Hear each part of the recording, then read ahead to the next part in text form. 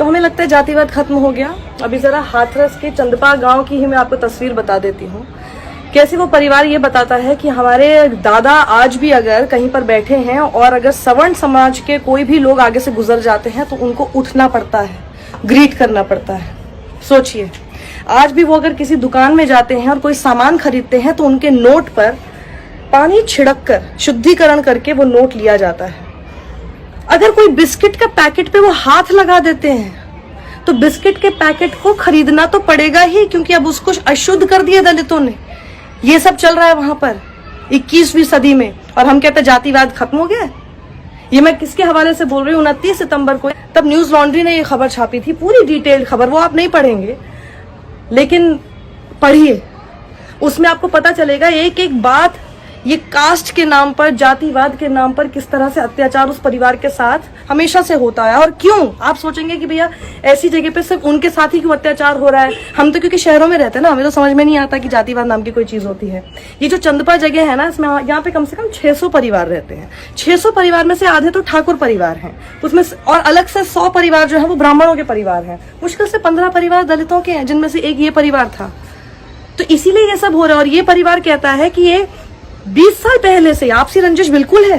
ये बता रहे हैं कि जो बच्ची है ये 6 महीने पहले से ये घर से बाहर निकलना इसने बंद कर दिया। घर से बाहर अगर कभी किसी काम से इनको भेजा जाता था तो ये मना कर देती थी। परिवार को समझ में नहीं आया कि ये क्यों ऐसा कर रही थी।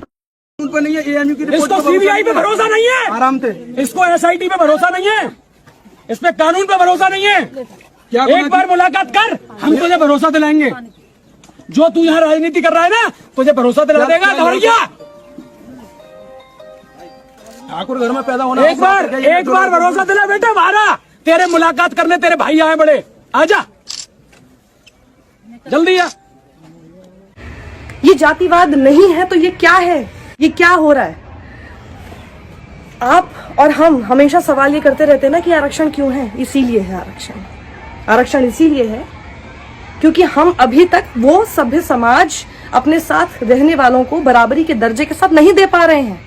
आप और हम अभी भी, आप कहेंगे कि जी मैं तो नहीं करता, आपके एक के करने से कुछ नहीं होता ना, हमको वैसा समाज बनाना पड़ेगा। मैं भी आपको कह सकती हूँ कि मैं भी जातिवाद नहीं सोचती हूँ, मैं भी नहीं करती हूँ, लेकिन मेरे एक के सोचने से क्या होगा?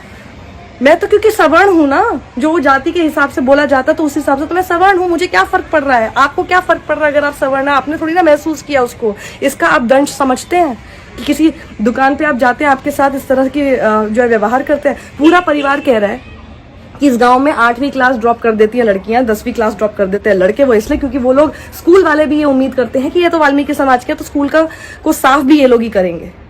क्यों? वो पढ़ने आते हैं कि किस लिए आते? कहते हैं हमसे बिना गाली गलौज किए बात नहीं करते यहाँ पे लोग। क्यों आप इनसे गाली गलौज करके बात करेंगे?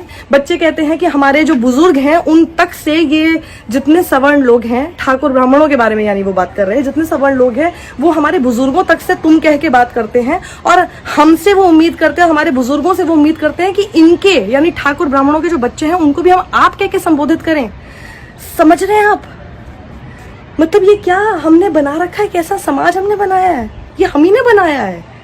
अगर हमारे पूर्वजों ने भी बनाया है तो इसको कम से कम ठीक करने का और सही करने का हमें कम से कम जिम्मा उठाना चाहिए। और अगर हम नहीं करना चाहते ठीक, तो फिर थू है हम सब पे, सच में थू है हम सब पे। अगर हम अभी भी 21वीं सदी में बड़ी बड़ी बातें हम लोग करते हैं, लेकिन हम लोग सिर्फ अभी जातिवाद के दंश में ही घूमते रहेंगे, उसी में अपने आप को जकड़ के रखते रहेंगे।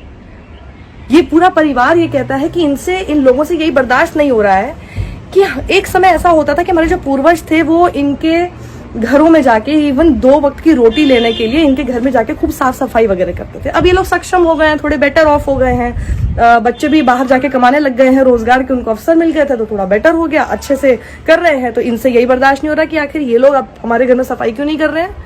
ठेका ले रखा है कि आपके घर में सफाई करने का।